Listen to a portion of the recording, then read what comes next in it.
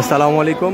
আশুলিয়ার Jamgora fantasy kingdom সংলগ্ন এখানে একটি ড্রেনেজ রয়েছে। সেই ড্রেনেজে কিন্তু একটি লেগুনা যাত্রী 10 থেকে 12 জন নিয়ে কিন্তু এটা ডুবে যায়। এক পর্যায়ে লেগুনাটা উদ্ধার হলেও কিন্তু যাত্রীদেরকে তেমন উদ্ধার করা যায়নি। ইতিমধ্যে উদ্ধারকারীদের তথ্য মতে 4 জনকে উদ্ধার করে এই স্থানীয় নারী ও শিশু হাসপাতালে ভর্তি করা হয়েছে।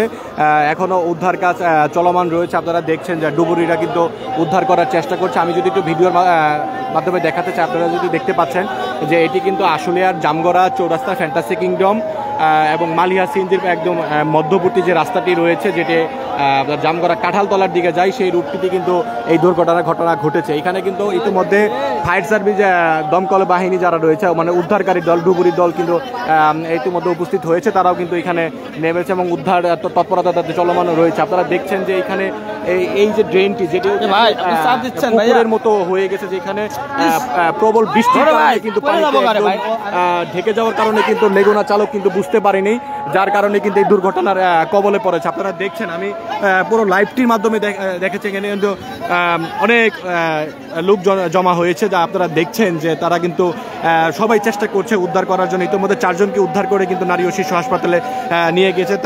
তাদের তথ্য মতে ইতিমধ্যে মৃত্যুর ঘটনাও ঘটেছে এবং উদ্ধার তৎপরতা তাদের তথ্য অনুযায়ী এই ড্রেনের ভিতরে, মানে অর্থাৎ এই গর্তটির ভিতরে এখনও অনেক মানুষ, মানে অর্থাৎ যাত্রী রয়েছে।